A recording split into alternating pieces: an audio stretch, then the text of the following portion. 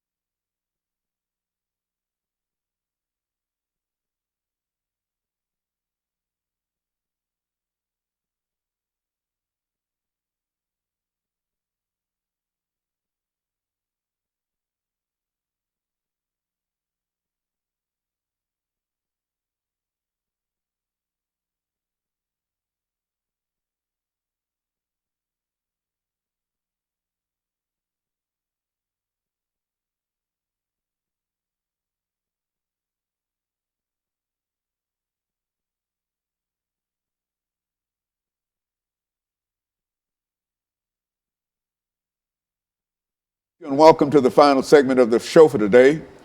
The topic is the Oasis Center, and we're talking to RJohnson and Miss Catherine Windham. And of course, let me not only welcome you back to this final segment, but to let you know that anything that you've got to say in reference to the Oasis Center, or anything, any pleas you have to make, and etc., some of the things that you might have wanted to say before you got here, but did not have an opportunity to say yet, I want you to say that now, so that you can't leave and say that, you know, I didn't allow you to say certain things. So, but really, I want to give you the opportunity to simply freely discuss whatever you believe to be important that our audience ought to know in reference to the center. Let's start with you, and then with Ms. Will. Yeah, one of the things that I think everyone should know, that, you know, the Oasis Center is there for our community. It's not just there for a selective group of people. And I really think that, you know, people should know, stop by, call, bring your young person down there. We have college access, where we got young people right there on staff that will help their young person get prepared for college. We have, you know, a bunch of different outreach programs. We have the REAL program. We have the LBGT program, where we really believe in wrapping our arms around the whole person. And then the other thing I think they need to understand and know, I really would like to know, it is a safe place. We have counseling on hand right there to help you walk through some of the things that you may be going through. And at the end of the day, I think you're going to really meet people who love people when you walk into the Oasis Center. Ms. Windham. Well, I agree with Ron. You know, all of our programs primarily focus on three things: connecting a young person to a healthy adult, providing them a safe place, as Ron mentioned, and empowering them to make better choices as they become adults. And through all of our programming, that's really where we stay focused. Is this, the first part, is that sort of a mentoring program? Is that what you do? Is that a part of it? Somewhat. You know, all of our counseling team, our whole staff, even me, I'm not a counselor, but I'm expected to be, you know, a positive influence on any young person I encounter, and I take that quite seriously. and all of us are very focused. There's not a staff member there that is not their primary focus.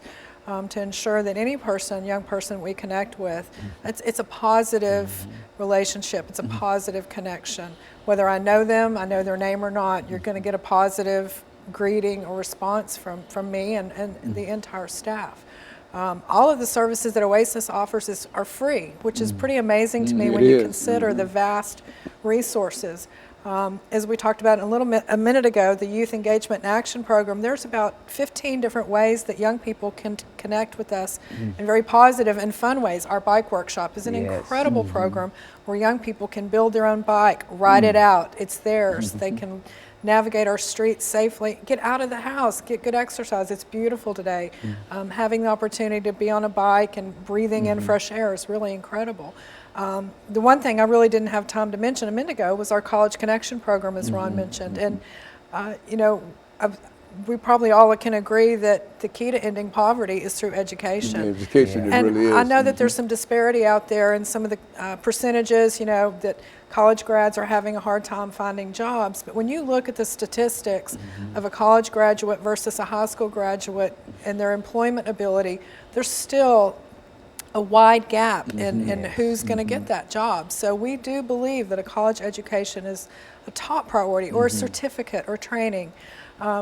We don't want anyone to feel like that college is the only thing that may be for them, but some sort of training that will improve their ability to earn a good wage for their family and for themselves.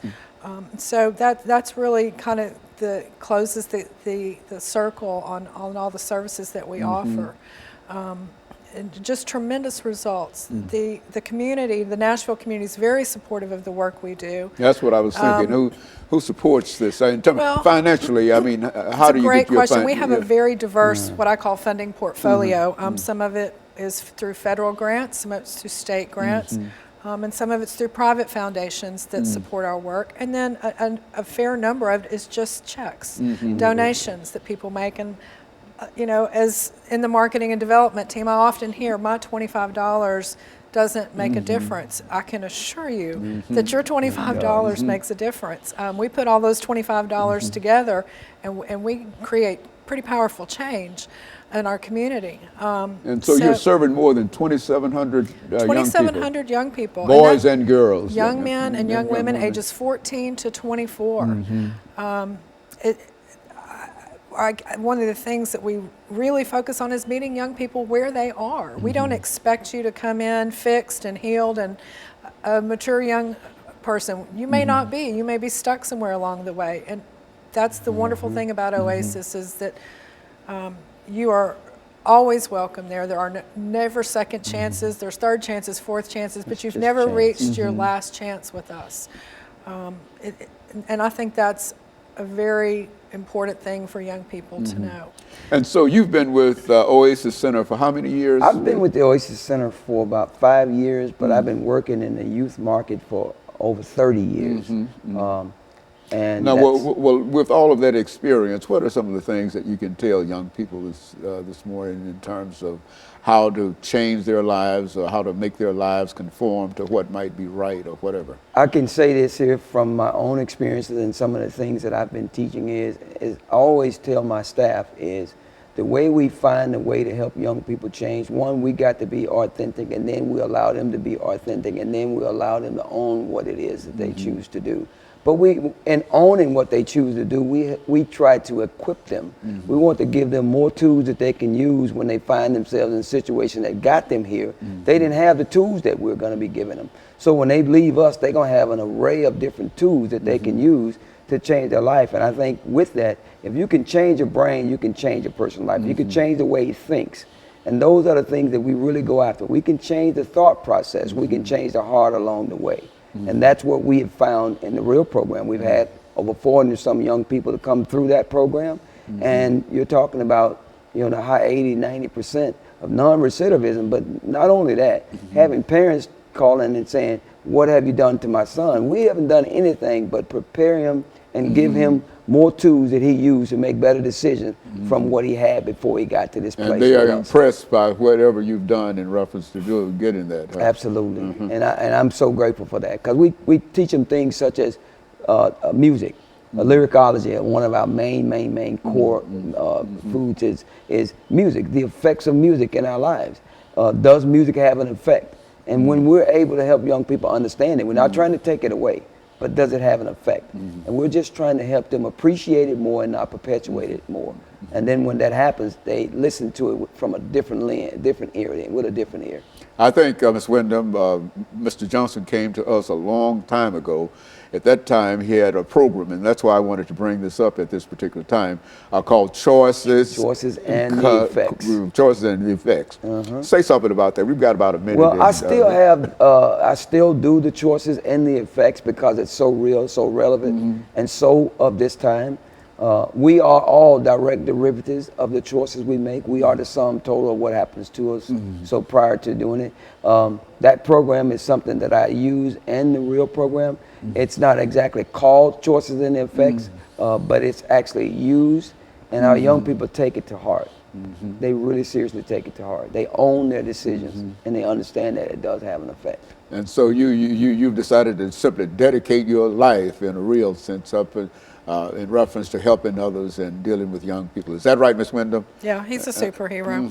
He didn't wear his cape today, but he's a superhero. Very good. And of course, and I think that you're playing a very, very important part in helping to organize things in terms of marketing and et cetera, because that's an important It really outreach. is an honor to do it. To be part of something that's just having such a vast impact in our community and nationwide. Last night, Obama talked in his State of the Union address about college opportunities, and Tennessee is one of those primary places where that's coming from, and some of that came from the Oasis Center originally. So it's incredible impact that locally, statewide, and nationwide now. Very good. Let me thank the two of you over the last half minute that we have here, Mr. Johnson, Ms. Wyndham, for bringing about excuse me, that excellent information. And let me encourage our audience to tune in again next time for another informative edition of Comments. Thank you and good morning.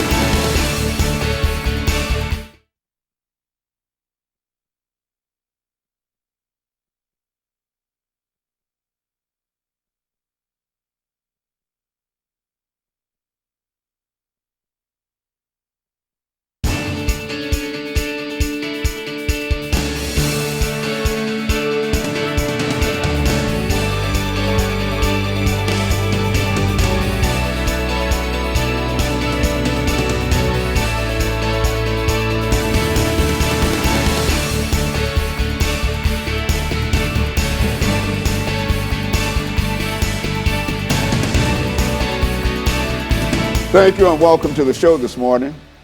The topic this morning is the African American experience and slavery, or the African American heritage and slavery.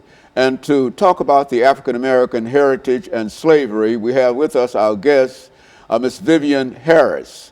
Ms. Harris, let me welcome you to the show this morning. And Vivian, let me welcome you to the show this morning and tell you how delighted we are to have you here with us and to have you to give us some information about your background, your experience, and some of the things that were important in terms of bringing you to us this morning. And we'll take about the first 6 minutes of this program to do so, and then we'll have a 2-minute break, and then we'll come back and we'll talk about slavery and the African American heritage, bringing in as much information dealing with the 2 books that you've produced, and then we'll be able to end this for the day. Let's start off with your background, education, and experiences. Okay.